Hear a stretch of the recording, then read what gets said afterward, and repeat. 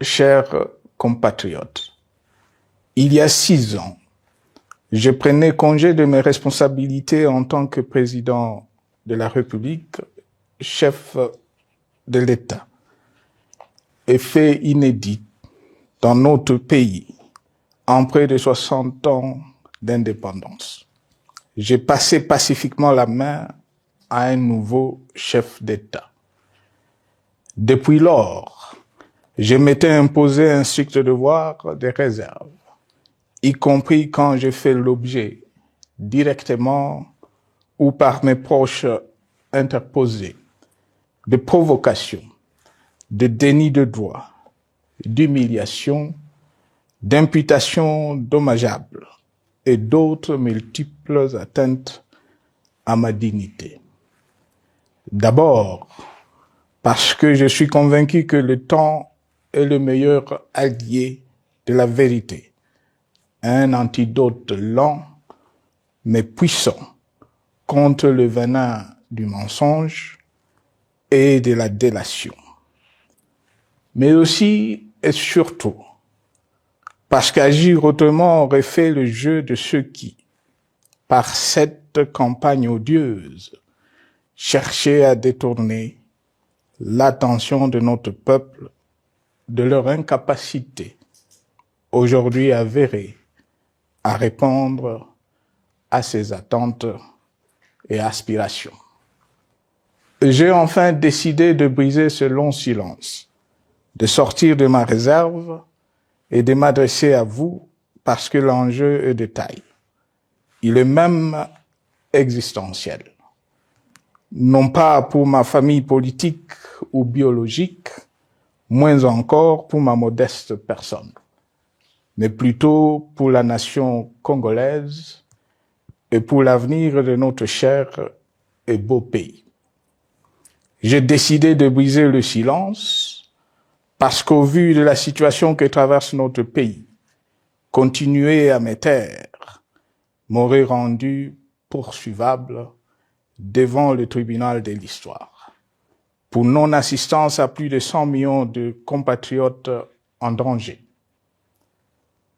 Je saisis cette opportunité pour partager avec vous mes réflexions et participer ainsi à la recherche de la solution à la crise que traverse notre pays, la République démocratique du Congo, terre de nos ancêtres, car il est gravement malade et son pronostic vital engagé.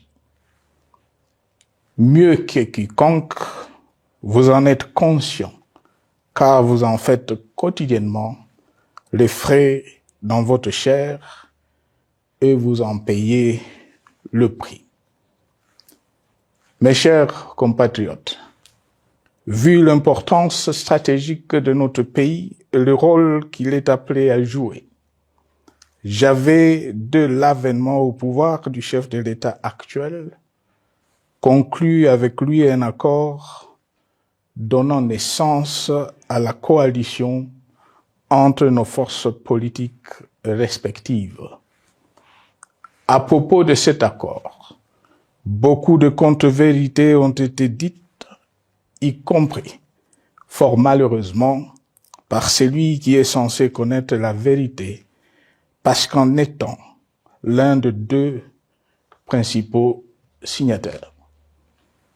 En attendant qu'au moment opportun, la vérité soit rétablie, preuve irréfutable à l'appui, permettez-moi pour l'instant d'affirmer qu'en ce qui me concerne, la conclusion de cet accord n'avait pour seule motivation que l'intérêt supérieur de la nation.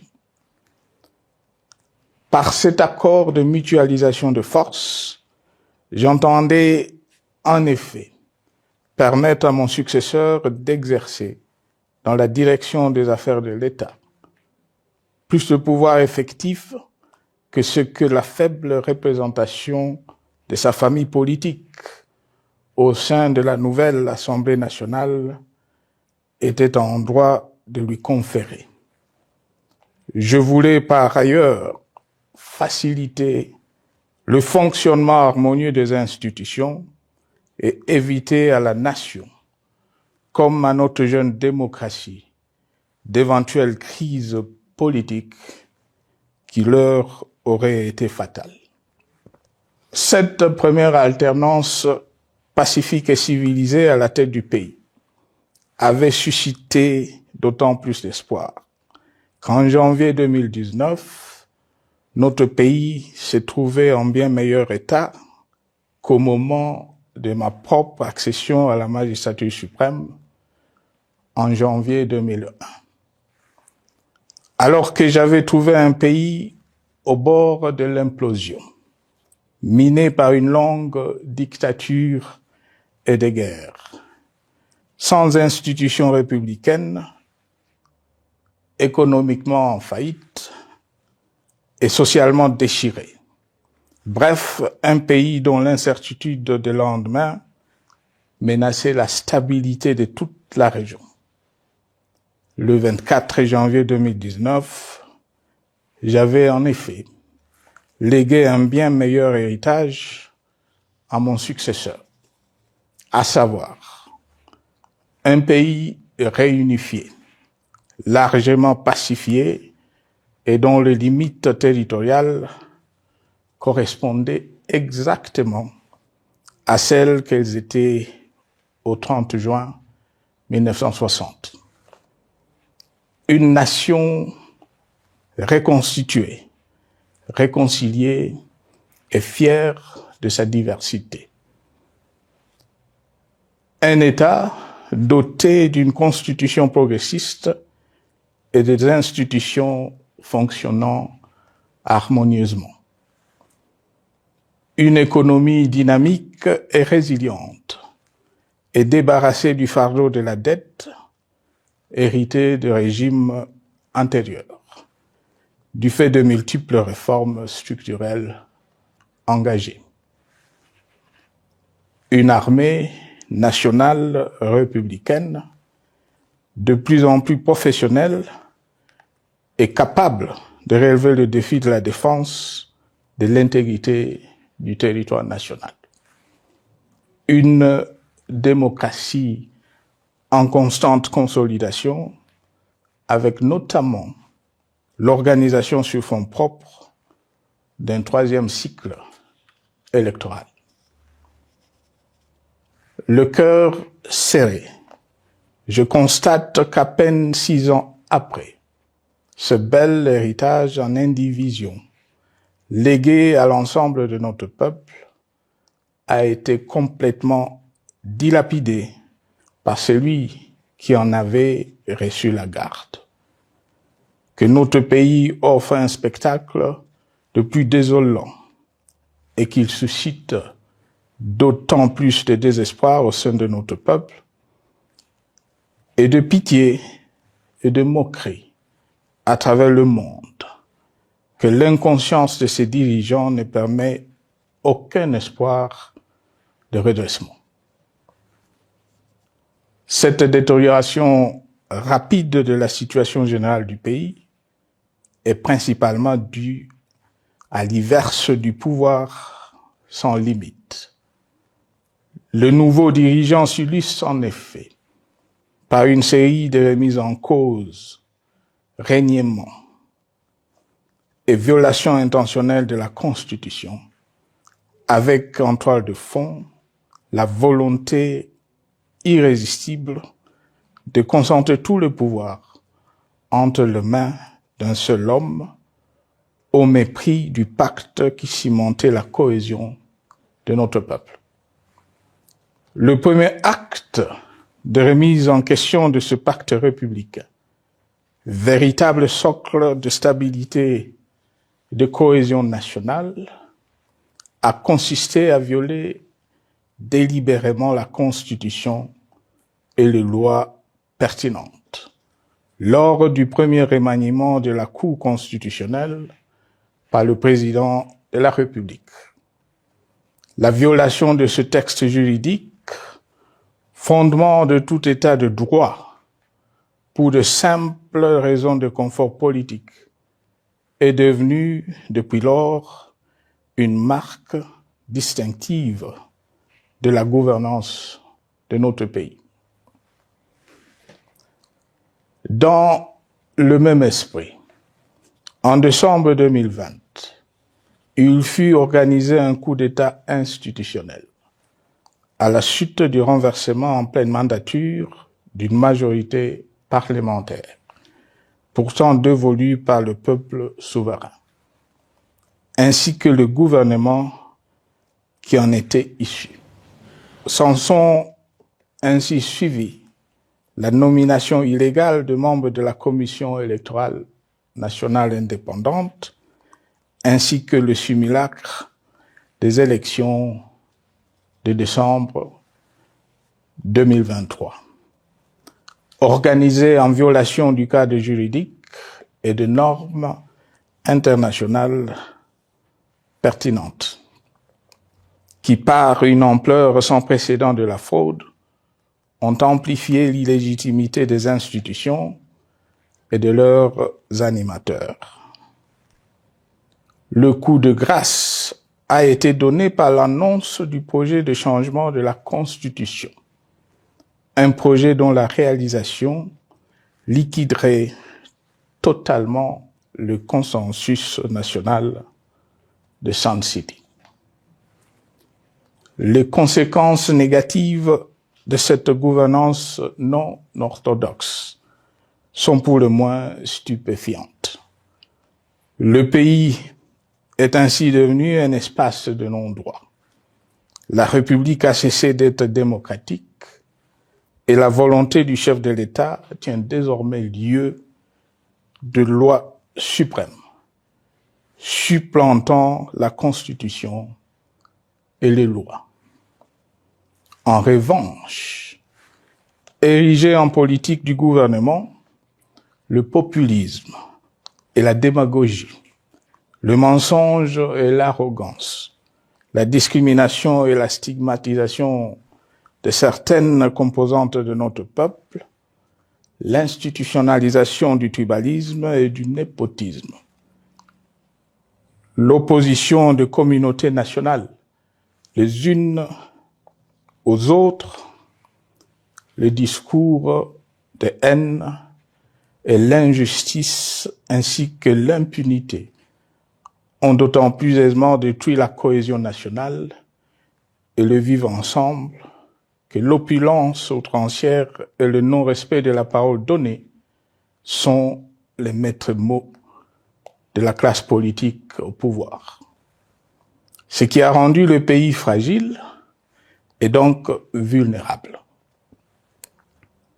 Plus grave, le repli identitaire, dangereux pour l'édification de toute nation, a refait surface, avec ses vieux démons dont l'intolérance et la division est circonstance aggravante.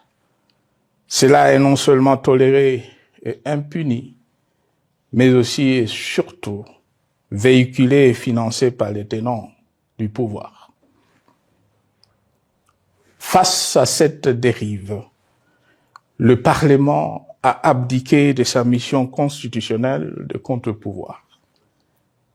Il a ainsi cessé d'être le temple de la démocratie, le lieu par excellence de l'expression législative et la volonté du souverain primaire, pour ne plus être qu'une chambre d'enregistrement de la volonté d'une seule personne. Quant à la justice, garante constitutionnelle des libertés publiques et du socle de valeurs, qui structure notre identité et forge notre unité, elle a complètement démissionné de ses responsabilités, se laissant ouvertement instrumentalisée à des fins politiques. Elle n'est donc plus qu'un instrument d'oppression d'une dictature qui tente désespérément de survivre à contre-courant de l'histoire, par la terreur et l'imposition de la pensée unique.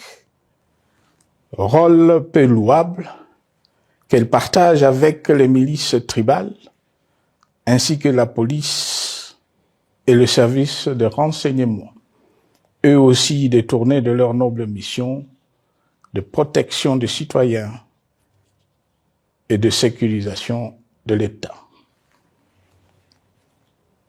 Sur le plan économique, la situation est de plus inquiétante. Malgré l'augmentation des recettes publiques, essentiellement due à l'arrivée à maturité de toutes les réformes courageusement votées de 2002 à 2018, notamment le nouveau code minier, forestier, des hydrocarbures, des assurances et de la sous-traitance, et un niveau d'aide financière accru de la part des institutions de Bretton Woods. Aucun investissement n'a été réalisé pour doter le pays d'infrastructures modernes, soutenir des réformes structurelles et stimuler la croissance.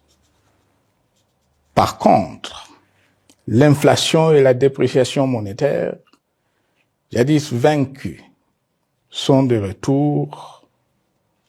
La corruption et le détournement de deniers publics ont atteint un niveau inédit. Et l'endettement public que nous avions maîtrisé de 2010 a de nouveau grimpé en flèche, dépassant la barre des 10 milliards de dollars et suscitant des inquiétudes légitimes quant à la solvabilité à moyen et long terme du pays. Les conséquences sur le plan social sont aussi dramatiques. Aggravation du chômage, accumulation des arriérés des salaires des agents de l'État, baisse drastique du niveau de vie de la population et recrudescence du banditisme urbain, de l'exode rural et de la famine dans un nombre croissant de provinces. Les Congolais sont désormais en proie à une véritable angoisse existentielle. Parmi les victimes résignées de ce gâchis se trouve en bonne place notre jeunesse, qui a été pourtant de tout le combat démocratique et qui a beaucoup cru aux vertus de l'alternance pacifique. Aujourd'hui, sans repère ni perspective sérieuse du lendemain, et se sont abandonnés, laissés à la merci des entrepreneurs de conflits et de vendeurs d'illusions de tous bords. Rien de ce qui lui a été promis depuis 6 ans n'a été réalisé. À cette jeunesse désabusée, comme à l'ensemble de notre peuple, nous tenons à donner une assurance. L'échec d'un régime compromet, mais ne scelle pas définitivement le sort d'un peuple. Mes chers compatriotes, s'agissant de la situation sécuritaire, dans les grandes agglomérations comme dans nos campagnes, elle est partout plus que préoccupante. C'est le cas notamment au nord Kivu, au sud Kivu, en Ituri, au Maniema, au Tanganyika, au Katanga et au Mai-Ndombe, province pourtant voisine de Kinshasa, capitale du pays et siège des institutions. Le sang de nos compatriotes civils et militaires, valeureux officiers et soldats des rangs, mais aussi députés, éminents membres de la société civile ou de partis politiques, a ainsi abondamment et gratuitement coulé. Du fait de l'intolérance, du cynisme, voire pire, d'un terrorisme d'État pratiqué dans un seul et unique dessein, l'abus du pouvoir pour le pouvoir.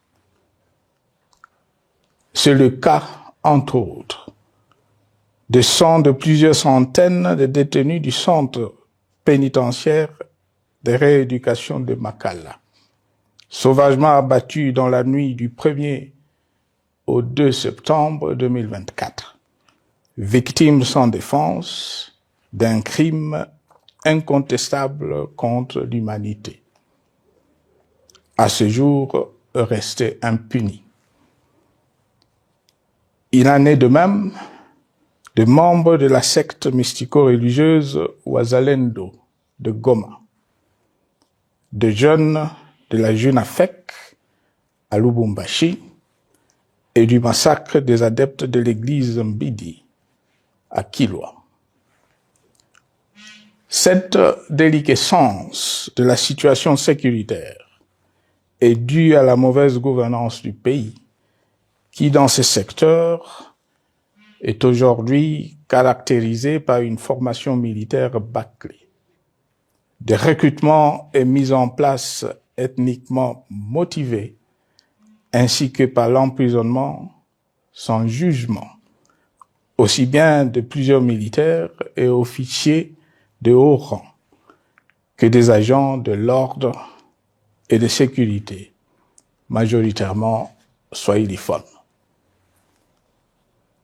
Bien plus, à l'armée nationale, bouclier de la nation, instrument de préservation de l'indépendance nationale et de l'intégrité territoriale, il a été substitué de bandes de mercenaires, de groupes armés, de milices tribales et de forces armées étrangères qui ont non seulement montré leurs limites, mais aussi enfoncé le pays dans un chaos indescriptible.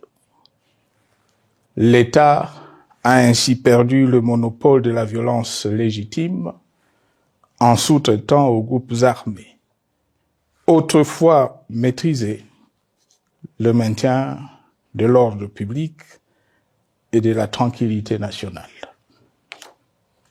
Et comme si cela ne suffisait pas, l'armée nationale est vilipendée, conspuée et tournée en dérision par les autorités qui n'assument jamais rien alors qu'elles sont censées veiller à sa consolidation et à sa respectabilité. Pour les avoir formés, commandés et conduits au front, je connais nos soldats, boucs émissaires aujourd'hui de toutes les contre-performances enregistrées sur les champs de bataille. Ils ne sont pourtant pas intrinsèquement moins bons, moins nationalistes et moins loyaux. Ce qui a changé entre-temps, c'est la qualité du commandement et de leur prise en charge. Au niveau régional, le gouvernement a levé l'option désastreuse de se détourner de deux principaux instruments internationaux qui étaient à la base de l'architecture régionale de paix et de sécurité, laquelle avait permis la stabilité régionale que le président actuel avait trouvée lors de son accession au pouvoir. À savoir, le pacte sur la sécurité, la stabilité et le développement dans la région de Grand Lac et l'accord cadre pour la paix, la sécurité et la coopération pour la République démocratique du Congo et la région. Plus grave encore, en faisant de forces négatives, les FDLR, ainsi que des centaines de groupes armés congolais, des supplétifs des forces armées de la République démocratique du Congo, le gouvernement a ouvert la voie à la régionalisation du conflit, avec des conséquences inévitables sur la stabilité de la région. Mes chers compatriotes, alors que sur le plan institutionnel, politique, économique et social, les fondamentaux avaient été établis et que le pays avait été placé sur la rampe de lancement, prêt à décoller. Nous voici, hélas, en un temps record, soit 6 ans, de nouveau à la case départ. Seul d'un État failli, divisé, désintégré, au bord de l'implosion, inscrit en bonne place au palmarès de pays pauvres, le plus corrompu et très endetté. En atteste tout le rapport tant du Conseil de sécurité des Nations Unies que ceux sur l'indice de développement humain et sur la pauvreté. La crise qui déchire notre pays est donc profonde et multidimensionnelle. Sa solution doit être nécessairement globale. Toute autre approche n'a donc aucune chance de conduire à une paix durable. Bien plus, le Congo est intemporel. Il n'appartient pas à tel ou tel régime politique. Ce dernier étant par définition rotatif et donc passager en démocratie.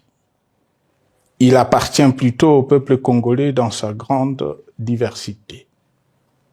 Ce qui est vrai du Congo l'est aussi des immenses ressources du sol et du sous-sol dont il regorge et qui sont essentielles à la croissance et au développement à l'échelle internationale.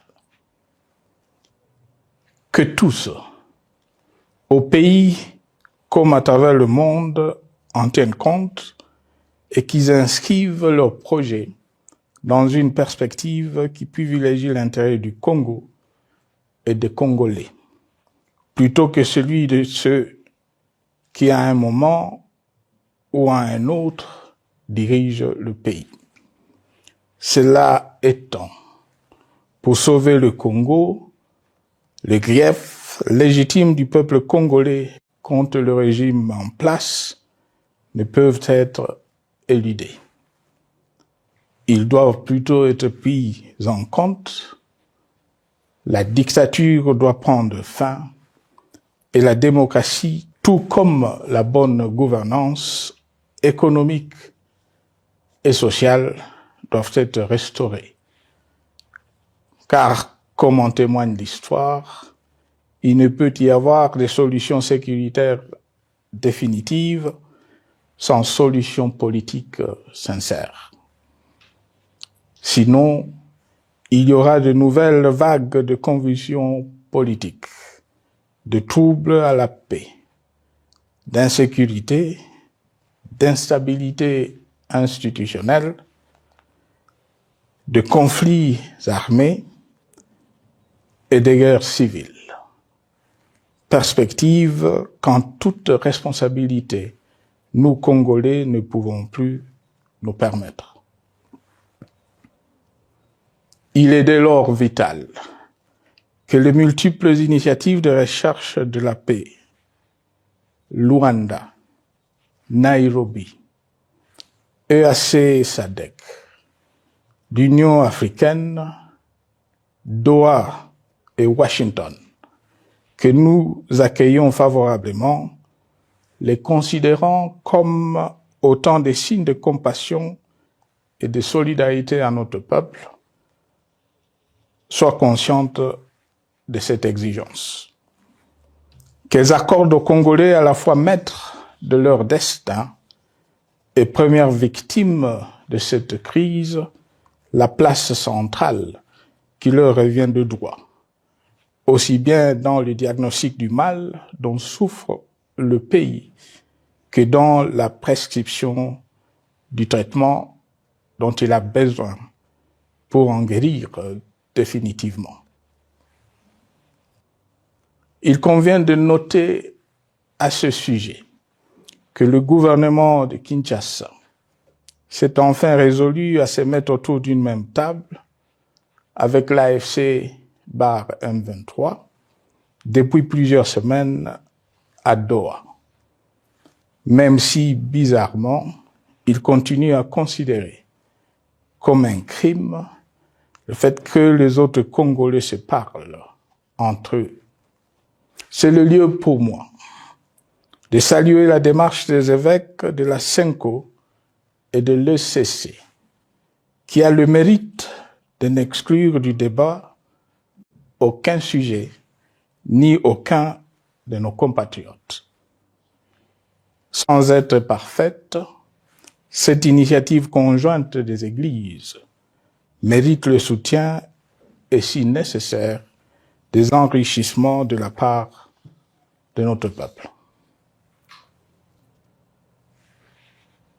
Mes chers compatriotes, une fois n'étant pas coutume, il convient de dénoncer la falsification de l'histoire par ceux dont le jeu pervers dans l'opposition naguère, comme aujourd'hui au pouvoir, a consisté et consiste encore à calomnier, à diffamer, à diaboliser et à diviser pour gagner et régner, à se défausser sur les autres pour justifier leur contre-performance, quelles qu'en soient les conséquences sur la cohésion nationale ou en termes de vies humaines injustement brisées ou perdues.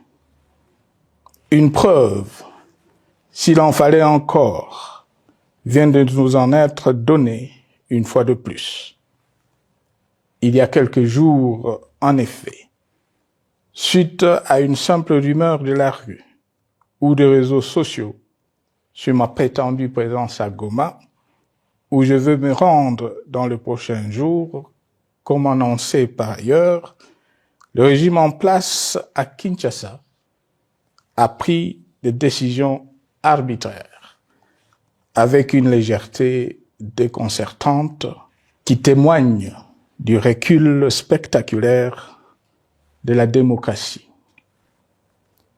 Mieux que quiconque, vous savez que pour moi, le Congo est la priorité absolue, que sa souveraineté et son intégrité territoriale ne sont pas négociables, que mon engagement pour la démocratie, la cohésion nationale, la paix et la stabilité n'est pas un slogan creux, et que le respect de la Constitution et des lois du pays, autant que celui de la parole donnée, sont sacrés.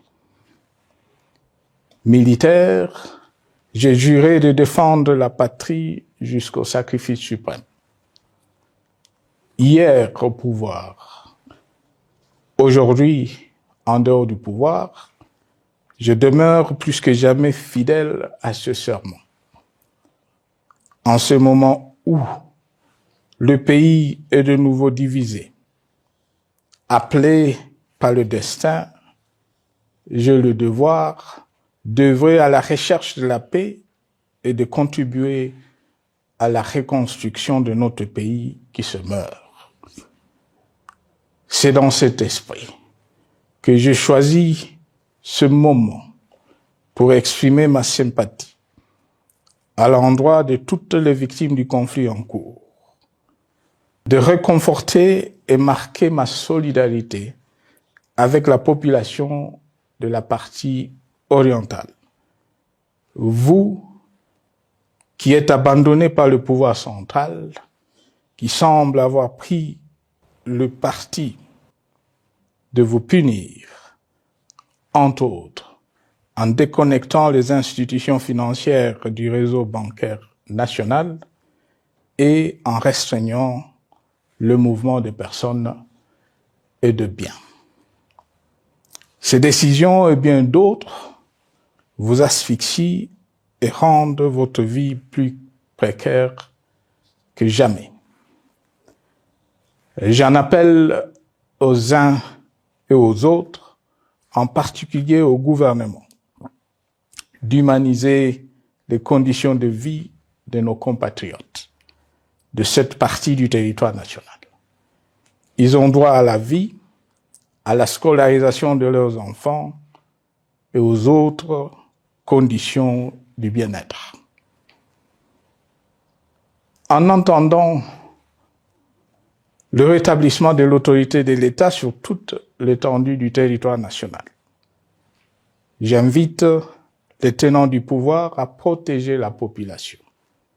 De même, l'armée, la justice, les autres structures en charge de l'ordre et de la sécurité doivent être véritablement au service de la population et répondre à ses aspirations. Mes chers compatriotes, de par mon expérience dans des situations similaires, le patriotisme et l'humanisme ont guidé le processus de règlement de conflits et ont porté de fruits dans le passé, aussi bien sur les champs de bataille que sur celui de négociation ou du dialogue. Notre pays avait été divisé de quasi-moitié pendant quelques années. La sagesse avait alors prévalu. Nous avions recollé le morceau et le pays a survécu dans son unité.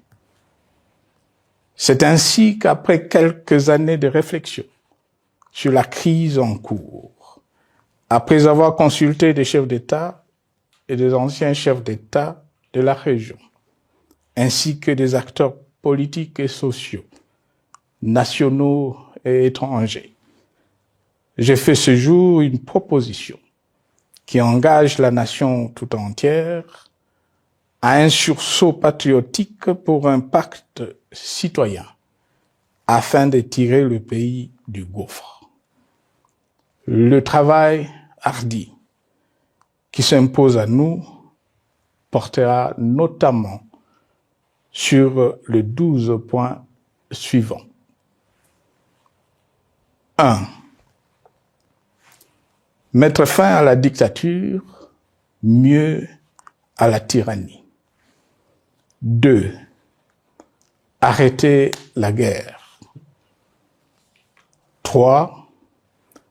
Rétablir l'autorité de l'État sur toute l'étendue du territoire national. 4. Restaurer la démocratie en revenant aux fondamentaux d'un véritable État de droit. 5. Rétablir les libertés fondamentales. 6. Réconcilier le Congolais et reconstruire la cohésion nationale. 7. Relancer le développement du pays par la mise en place d'une bonne gouvernance économique, une gestion administrative et financière orthodoxe et une répartition équitable des ressources nationales. 8. Relancer le dialogue sincère et permanent avec tous les pays voisins en vue de l'instauration de la paix et du développement durable dans la région. 9. Rétablir la crédibilité du pays auprès de partenaires au niveau tant régional, continental qu'international.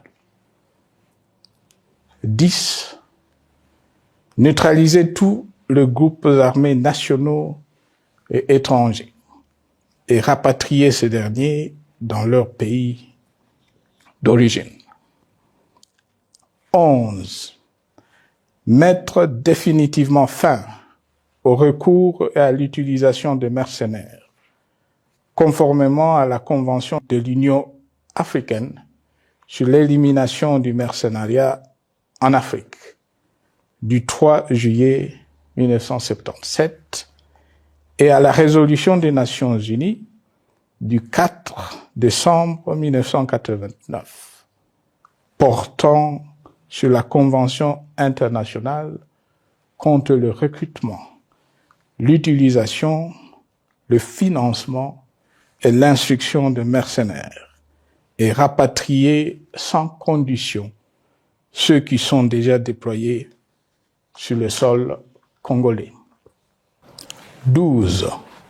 Ordonner le retrait sans délai de toutes les troupes étrangères du territoire national. À ce sujet, je salue la décision sage des pays de la SADC de retirer les troupes de la SAMI DRC de notre pays. Vu l'immensité de la tâche ainsi décrite, je lance un appel solennel à tous les Congolais, sans distinction de sexe, d'ethnie, d'âge, de classe sociale, de zone géographique ou d'appartenance politique, qui aiment passionnément le Congo, qui sont prêts à tous les sacrifices, qui adhèrent sans réserve au pacte républicain de Sun City et qui tiennent au respect de la Constitution du 18 février 2006 à s'unir autour de ces objectifs. Il s'agit de la refondation de l'État et de l'édification d'un pays qui a perdu ses repères. Mobilisons-nous et mettons à profit tous les moyens à notre disposition pour restaurer l'unité nationale, sauver le Congo et préserver son indépendance, car l'Afrique et le monde nous regardent. Mes chers compatriotes, le Congo vaut mieux que la caricature qu'en donnent ses dirigeants actuels. Le Congo mérite mieux que cette politique extérieure faite de jérémiades et de mendicité. J'ai donc la ferme conviction que le peuple congolais est capable, aujourd'hui comme en 1960, de vaincre le démon de la division, qu'il est capable aujourd'hui, comme au cours de la décennie 90, de vaincre la tyrannie et la tentation du pouvoir absolu. Qu'il est capable aujourd'hui, comme en 2003, de prendre le dessus sur ce qui nous divise et de mettre fin à la violence armée qui oppose ses enfants. Pour y parvenir, chacun doit jouer sa partition. Je m'engage à jouer la mienne. Que Dieu bénisse la République démocratique du Congo, qu'il bénisse individuellement chacun de vous. Je vous remercie.